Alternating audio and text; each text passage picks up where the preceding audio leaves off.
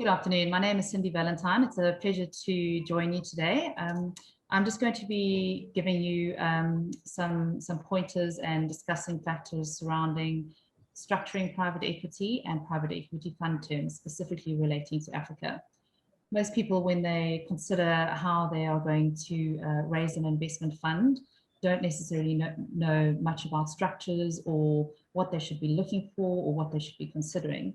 So in the session, we're going to be covering the key considerations that you need to think about when deciding what type of structure you're going to have and what jurisdiction you're going to raise your fund in. And we're also just going to go through a typical structure just to give you some context.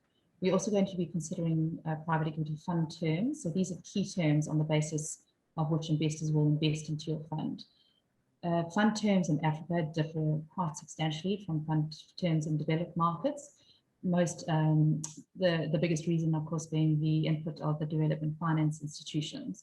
So you'll find that positions that are quite heavily negotiated in emerging markets are slightly different to developed markets.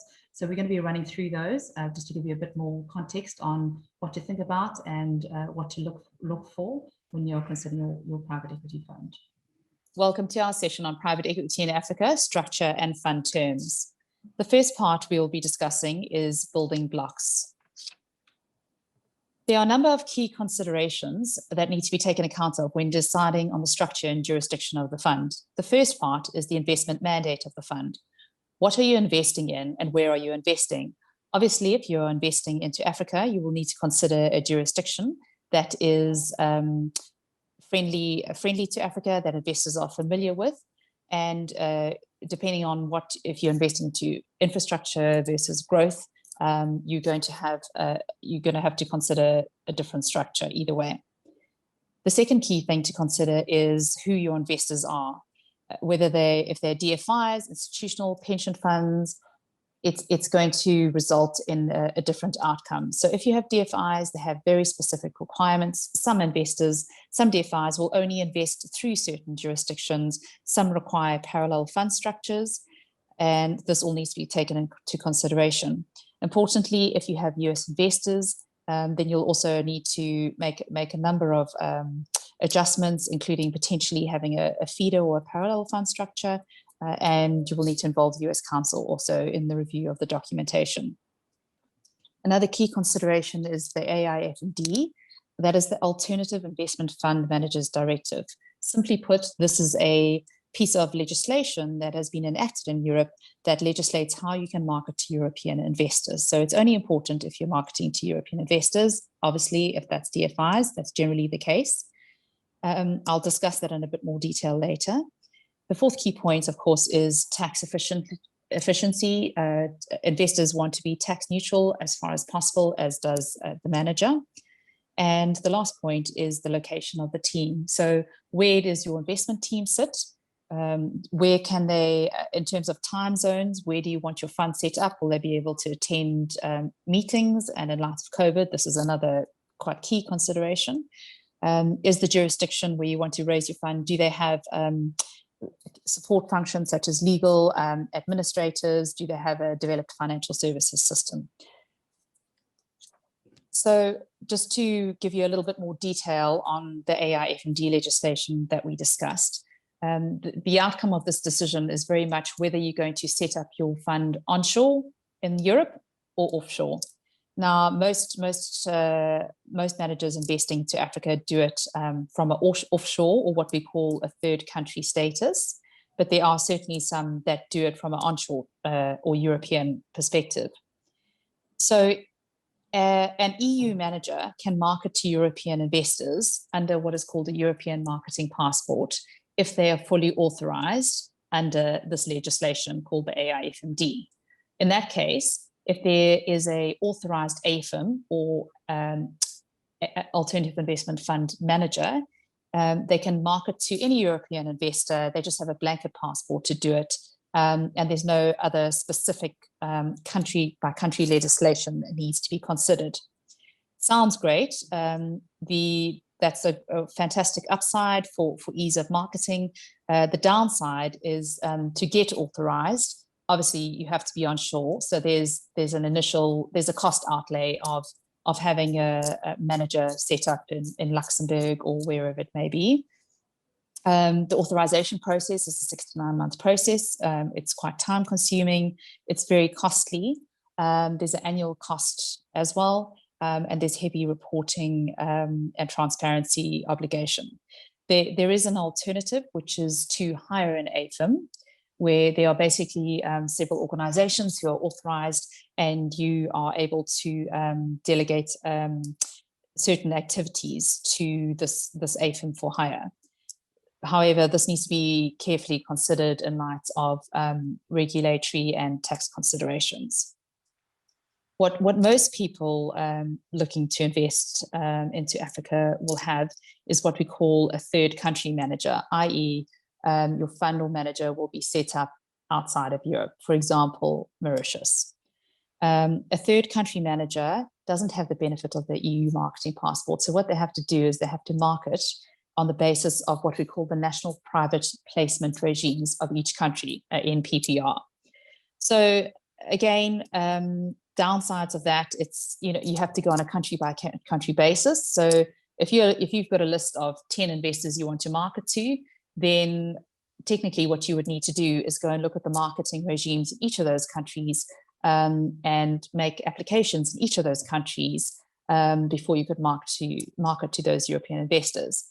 It's not all bad news. Some countries have very light regimes. An example is the UK. They only regard marketing as the point in time where you give an investor a subscription document to sign. So what you can do is pre-market to investors. You can go sit down, have a coffee, show them your pitch book, have a chat, pitch them your fund as much as you like. And only at the point in time where they say, I'm ready to sign, I've looked at the legals, do you actually need to register with the UK regime? And that is a simple 48-hour application, which costs a couple of £100. On the other hand, there are certain countries where it's pretty tough. For example, in Germany, it's a full application process before you can even talk to an investor. It's a 3-month process before they'll allow approval. So you have to incur significant upfront cost and time costs before you're actually even able to approach an investor. There are also countries in which you cannot market under the private placement regimes, like France. They don't have an NPPR. So these are all things you need to consider when you're looking at who your investors are going to be. The one alternative that is helpful is reverse solicitation, which basically means if an investor approaches you and says, hi, I've heard, I know you're in the business, what are you doing? Are you raising a fund? I'd really like some information the next time you're on the road. That means that the investor has solicited you. In that case, you don't need to file anything under the national private placement regimes of each country. Each country does have a definition of what reverse solicitation encompasses. And it's basically a fact pattern. You will need to be able to show that factually an investor solicited you as opposed to the reverse situation. So that's just a high level overview, but it's very important in considering whether you're going to be based in Europe or outside Europe. Another key consideration is when you just thinking about what type of structure you want is what am I actually investing in and what am I looking to do? So do I want a standard closed-ended typical private equity fund, 10 plus 2 years, investment period 5 years, divest over 5 years, which lends itself very well to mid-market buyout, or am I going to be investing in something that actually a long-term hold, that has a long-term hold like infrastructure or real estate, and also has a lot of dividend or income returns, then I might be looking at a different structure. So, for example, infrastructure and real estate lend themselves particularly well to permanent capital or evergreen vehicles. It is what it says in the box. It's evergreen, which means the manager can fundraise continuously over the life, as opposed to a typical private equity fund where you have 12 to 18 months. The valuations, the management fees, etc., tend to be based on net asset value or gross asset value. And typically, these types of structures, their exit mechanism is a listing as opposed to a sale. Or so you need to really consider what your asset is, what your hold of your asset is, and what your returns are. There's a whole variety of different types of structures. This is by no means a comprehensive list. I've just given you a couple of examples. So for example, if one DFI comes to you and says, listen, I've got $30 million, I want to invest in BC and I want to be the only investor on my own terms, then you'll set up your own little fund structure, which we term a segregated mandate just for them. Alternatively, you might have what we call a pledge fund or investment club. So you might say, you've got 3 investors, you're on great terms. You say, listen, everybody sign up, put up their hand to commit a certain amount of capital. We're going to go out, look for deals, and then we're going to come to you and we're going to say, do you want to come into this deal or not? And at that point, they can choose to come into the deal or not. And different deals might have different investors. There's obviously a whole lot of things that need to be thought out around that. But that's just high level what we term a pledge fund investment club. Deal by deal, I'm sure a lot of you have done your own deals, and it is what it says on the box. You'll go do a deal, get an investor to put the money in, or whatever the case might be. And then, of course, listed funds. So just to assist you, I've just done a very basic diagram, what a typical African-focused structure might look like. And I just want to sort of caveat that by saying I'm very aware that I've done this as a Mauritius structure, which sort of 18 months ago was the bog standard jurisdiction for Africa-focused funds. Obviously, I'm sure most of you are aware that Mauritius was placed on the monitoring list by the FATF in February 2020, and subsequently the EU list of high-risk countries. They've been working, it's basically to do with anti-money laundering and the controls they have in place. They've been working really hard to get off that list. And word on the street is basically, hopefully in October, they should be able to achieve getting off that list.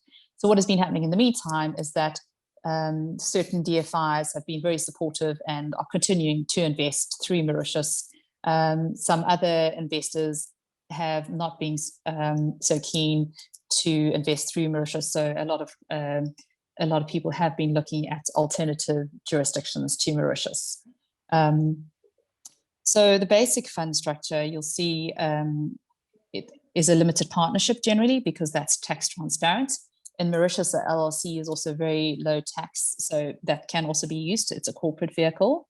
Investors will invest into the limited partnership. They'll sign up to the LPA with a subscription document and a side letter, contribute their capital through that vehicle. You'll see just above the LP there's a general partner. Every limited partnership needs to have a general partner. The general partner has unlimited liability. So one partner has to have unlimited liability, and obviously the investors want limited liability. So it's very important to have a general partner. Then we usually have a separate manager, and there's reasons for having a separate manager. You can have a managing general partner, but that's a bit more of a detailed discussion. So the fund will appoint the manager who will make the investment management decisions. The manager may have local advisors which provide it with advice. Of course, there will be an investment committee providing suggestions, but ultimately the manager will be making the investment banking decisions of the fund.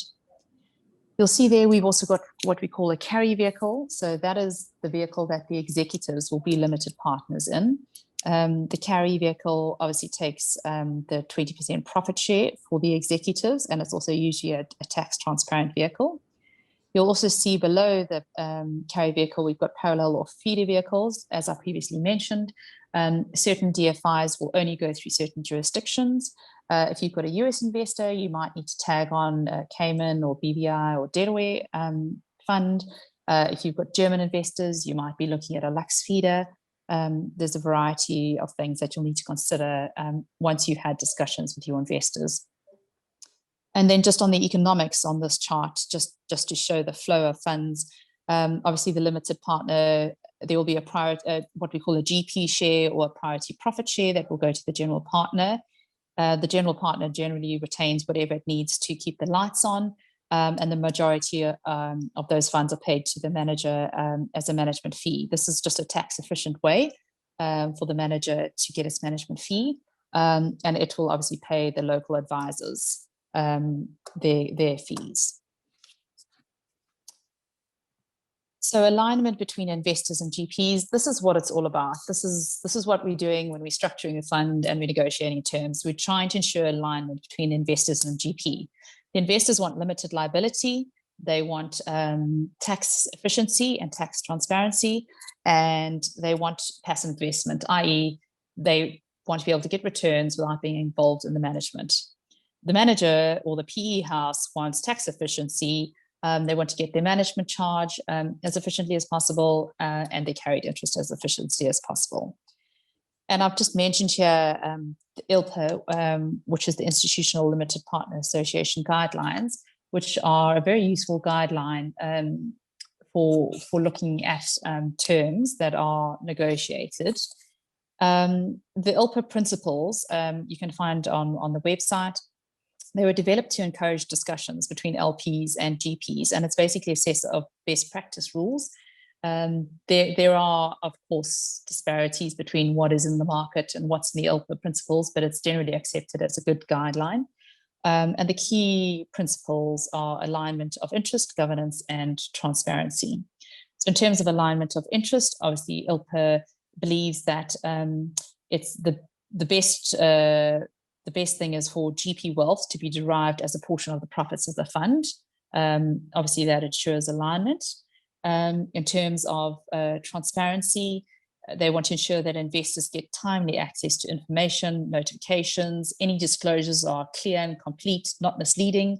And they believe that periodic review by the advisory committee of fees, expenses, and carry will help achieve that. They're obviously also very focused on governance. And in terms of the advisory committee, they take a great role in ensuring that governance is where it should be, particularly in regard to conflicts of interest, where advisory committee is obviously heavily involved in ensuring that there is alignment between the parties. Our next section is part 2, economics. So what I aim to do here is just to give you a high-level overview of economics of the fund, how they work, and what the key concerns are.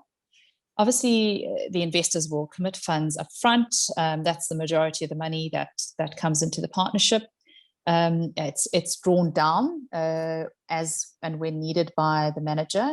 There's no real incentive for the manager to draw down all the funds up front because it's just going to affect the IRR. It's generally drawn down over a period of 5 years, which is known as the investment period. This may generally be extended by about a year. And then there's restrictions on how much money the manager can draw down for follow-on investments. It's 10 to 20%, whatever it may be. Then the GP also commits funds. So this is quite fundamental to the alignment of interests. Investors want the general partner to have skin in the game. So this could be anything between 1% and 3% of the fund. And you'll need to consider, of course, can your team afford it? If they can't afford it, can the house lend it to them? If the house can't lend it to them, can you finance this? How can you finance this? And when you negotiate your documents, you also need to consider when should this be contributed? Should it be a percentage of commitments at any point in time or at final closing, which gives more time to raise the funds? It's a very key point, and it's one that investors look very closely at. But they are, particularly in Africa, obviously very cognizant of the access to funds of the team and how they'll be able to finance this. Then obviously all-important management fees. In your typical private equity model, it's based on total commitments for the first 5 years, which is the investment period. The reason for this, the manager is setting up shop. They're going to employ people, employ officers, employ advisors. the manager needs to be certain of a certain amount of income for a number of years to actually be able to manage, go out, source investments, and manage the fund efficiently. So that's why the management fee is generally set for the first 5 years. After the end of the investment period, the rationale is, well, you're now managing assets of a certain value, and you're going to be rewarded according to the value of those assets to ensure alignment of interest. So after the end of the investment period, it's usually based on the acquisition cost of the unrealized investments, and they will obviously deduct the costs of any permanently written down investments. So it's fairly standard what you'll get on the private equity side. As the funds get bigger, if you look at the 500 or the 1 billion or the 1.5 or 2 billion funds, you'll find there's different mechanisms that come into play. For example, reducing percentages or certain percentages above or below certain thresholds. You'll find that in slightly different structured funds, for example, on the permanent capital vehicles, it'll be based on the net asset value or the gross asset value. On, for example, a fund of funds, that's obviously a fund investing into a fund. So there's 2 layers of fees. So the fund of funds is going to take a much lower percentage of fees than you would find in the main fund. Where the fees land up is very much a factor of what the investment mandate is and the size of the fund. The transaction fees are fairly important. Managers, GPs, associates, advisors, they charge fees for services provided to portfolio companies. That these might be transaction fees or ongoing fees such as directors or monetary fees. Investors want to ensure that basically the manager does not get rich off management fees, transaction fees, co-investment fees. They need to be getting rich off the carry. So they will look at all these types of fees very carefully to ensure that the manager is not misaligned and chasing fees in these areas rather than focusing on the investment mandate of the fund. So I think 99% of the time, you will see that 100% of transaction fees are set off against the manager's fees. You do find some negotiated ratios more, I would say, in European funds. So carried interest and founder partners interest, it's the same thing. And obviously it's a mechanism for getting capital gains tax treatment to the executives.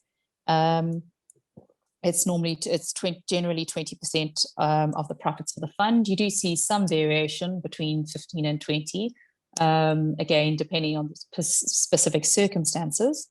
And that's generally with fund as a whole. And we've discussed you can have deal by deal as well. Deal by deal, I have never ever seen in Africa in 20 years. You do see it in the US and certainly very infrequently in Europe. It's very much more of a US model. So just talking about the distribution waterfall. So for those of you who are familiar with funds, you'll understand there's a distribution waterfall for money that comes into the fund. How does it go out? Investors obviously focus on this. It's a key point for them. How do I make sure that I get my money? How do I make sure that the executives aren't overpaid? And how do I ensure that my money is safe? And if I need to claw it back, I can. So the distribution distribution waterfall goes firstly in payment of the general partner share. You'll recall from my diagram, I said the general partner share goes up as a tax efficient priority profit share, and that goes on to pay the management fee. So fees come out first. Secondly, goes in repayments of the investors' capital contributions. So whatever has been drawn down from investors gets repaid to them. So investors know they got their money back. After that, investors get a preferred return. And only once, and the market standard is around about 8%. It differs for example, VC funds. But once that preferred return has been paid, and only once it has been paid, does the founder partner catch up basically they get an amount equal to 25% of the profits distributed to investors under the first two steps, so that everyone's on a level playing field in terms of the level of profit that has been achieved. Thereafter, it goes 80% to investors, 20% to the founder partner or the carried interest partner. So there's not generally much negotiation around those steps, more around the sort of working out the terms and the detail of that. I just mentioned here the types of waterfall. We've spoken about fund as a whole. So fund as a whole is basically saying over the entire life of the fund, once it is liquidated, we're going to do a calculation and make sure that the split is 80-20. Super fund as a whole, you won't see in emerging markets, and it's very rare in any other markets. You can see the detail there, and deal by deal, again, it's very rare or non-existent in our markets. So one of the protections that investors ask for in terms of making sure that the manager is not overpaid its carry is escrow and clawback. So what is escrow? Escrow is basically a mechanism whereby a portion of the 20% that the carried interest partners are entitled to gets put in an escrow account. And it doesn't necessarily stay in that account till the end of the life of the fund. There are mechanisms which you can negotiate, which drip feed out some of that escrowed amount over the life of the fund when certain thresholds are met. Generally in Africa, you'll see around 10 to 30% of the carry is kept in that escrow account.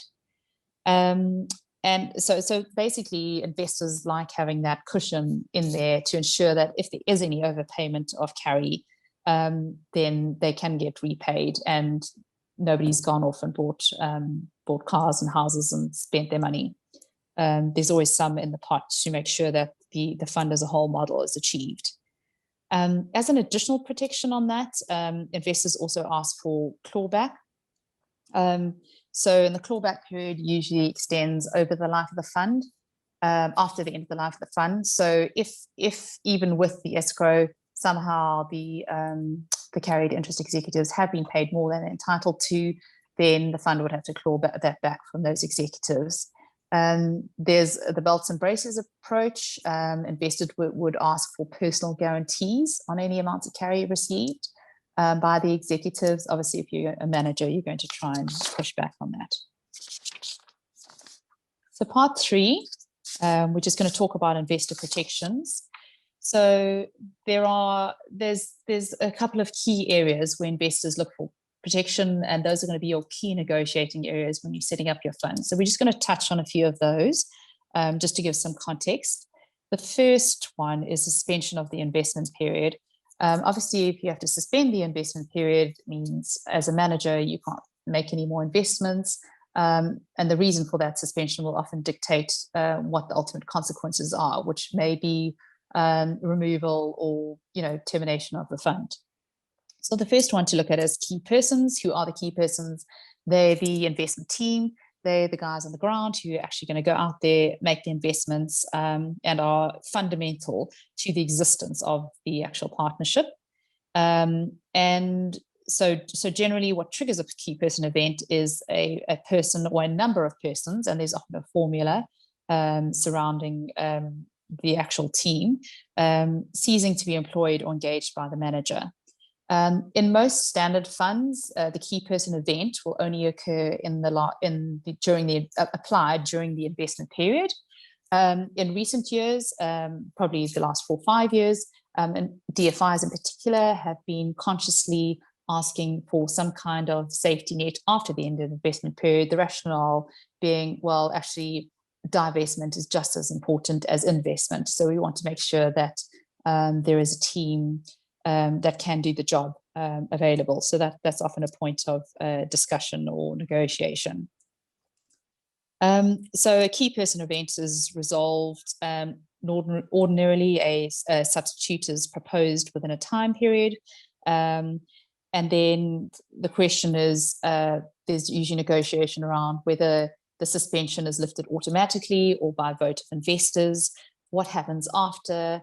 If the key person event is not resolved, does it result in a termination of the investment period and the fund goes into runoff?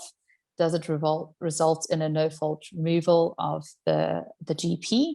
Does it result in a dissolution of the fund? So those are all the key factors that will be negotiated around your key person event. No-fault suspension of the investment period. So you'll find this more in emerging market funds. Again, it's a belts and braces approach, which is generally a 75% vote where the investment period is suspended. Once this happens, I think it's quite difficult for a manager to come back from, because generally what investors will negotiate is that there has to be an investor vote to reinstate. So unless it's something that can be cured within a certain period of time, it could potentially result in a suspension of the investment period and the consequences thereafter that we've just discussed. Change of control is also very important. The investors want to ensure that the economic entitlements and the governance is in the right hands. Depending on the actual fund structure, there's many ways to skin this cat, and this will always be a very bespoke clause. Change of control can happen with consent of the investors. If it happens without consent, then that generally will result in a fault removal. And I'll tell you a little bit about fault and no fault removal now. So if we move on to the next slide, GP removal and termination. This is obviously a very, very contentious clause. Everybody focuses on this. Investors want the ability to remove the manager if they're not acting properly. The manager wants to ensure that they have enough time and support and can't be removed on a whim given their investment. So these are the two interests that need to be balanced. Typically, you have a fault removal, and a fault removal is your common things you can think of, such as fraud, willful misconduct, gross negligence, bad faith, reckless disregard. Those are kind of the core ones. There are additional ones which may be held on a lesser level. For example, breach of agreements, criminal laws, and then for a no fault removal, basically it is what it says on the box. You can remove the manager for the GP for no fault, and generally there's what we call a holiday period. So the GP can't be removed for no fault for 1 to 2 years. This can be negotiated down by investors. And that just gives the manager some kind of security that they actually have time to get on the ground, get running, do some investments. For example, a manager who started the investment period at the beginning of COVID may not have been able to do any investments, which if they didn't have any protection, investors who had their own motive, for example, wanting to withdraw their funds because they had their own difficulties, might be able to remove them. But if they have the protection of this holiday period, they know they've got at least a year or two to get going and do what they've been hired to do. So fault removal is typically a 50% vote of investors, and no fault removal is typically 75%, a higher threshold of investors. So in terms of the fault removal, I mentioned a number of the circumstances which could result in fault. The key negotiating points around fault removal will be what constitutes fault, and negotiating in sort of cure provisions. For example, if the manager is notified of fault and can cure it within 3 months, then it's no longer a fault removal. If it's a criminal conviction that, if it's a speeding ticket, then, or a driving incident, then, this shouldn't impact on the fund, and you shouldn't be able to remove the GP for fault. Points include negotiating in thresholds around material adverse effect on the fund, cure provisions, and another key point around this is at what point is the fault decision triggered. So somebody alleges fraud. Is it at the point that somebody is convicted of fraud that the fault removal can occur? Investors will push for obviously the lightest, and I've seen several times a preliminary determination of a court. So if fraud is found at a low level of the court, that's enough to trigger a fault removal. Obviously, managers on the other side will push for a final non-appealable court decision of the highest court. And what we've seen a couple of times in emerging markets is certain investors negotiating a removal for fault on an allegation of cause. Obviously, that's quite a dangerous position. Basically, once that decision has been made, then if it is actually found that there was no cause or fault, then it becomes a without fault removal. If it is found that there was cause, then it becomes a fault removal. The key outcome of fault and no fault removal is obviously what happens to the management fee, what happens to the carry. With a fault removal, it's generally no management fee, no carry, you walk away. With a no fault removal, generally the manager will negotiate a 6 to 12 month management fee, obviously because they may be removed for no fault, and they need to keep the lights on for a while and sort everything out. Investors will generally argue or try and push it back, because often if there's no fault removal, it's because it's the easiest way for the investors to remove the GP rather than going through the fault provision. So, investors may argue, if we're going for no fault removal, something smells. So that's why there's quite a bit of negotiation around this. In terms of carry for no fault removal, obviously the manager would like to receive carry on any investments it's made, and investors will generally try and negotiate a 10, 20, 30% discount on any investments made, because the new GP is coming in and will have to be involved in these. So a key point to consider on GP removal and termination is the general partner commitment. So what happens to the GP commit if the GP is removed? Do they stay in the fund as an investor, managed by a new general partner?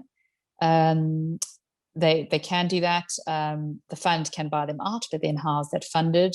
Or potentially they could remain in the fund but have excuse rights going forward, so that they don't need to fund any further capital into a fund of which they're no longer a GP.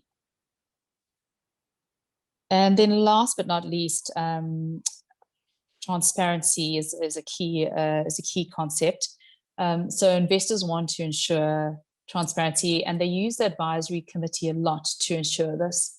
So you'll find in emerging market funds, the advisory committee has probably a substantially larger review role than in developed market funds. Advisory committees often gets extensive notifications and referrals and considerations. And another key area is the most favored nation clauses. So when an investor is coming into a fund, they'll do a side letter, and they'll ask for what we call an MFN clause, which means they get to see what every other investor is getting that may or may not be better than what they're getting. The MFN is always limited, however. For example, an investor will not be able to claim a clause under somebody else's side letter that was specific to that investor, or as a specific legal or tax or regulatory provision. And often it's restricted by level of commitment. So someone who comes in and puts in $5 million can't claim this great clause that somebody who's put in a cornerstone 50 million can claim. So there's a number of ways that can pan out. And lastly, obviously, they want transparency around financial information. So investors will look very carefully at all the reporting requirements, ensuring that they're getting clear and concise information for their requirements and their reporting obligation. Well, that concludes our session. I hope you've found it useful, and I hope I've been able to give you an overview of the considerations that you just need to take into account when you're thinking about Instructure, firstly. And secondly, I've been able to give you an overview of the key fund terms that need to be very carefully considered before going to market. Thank you.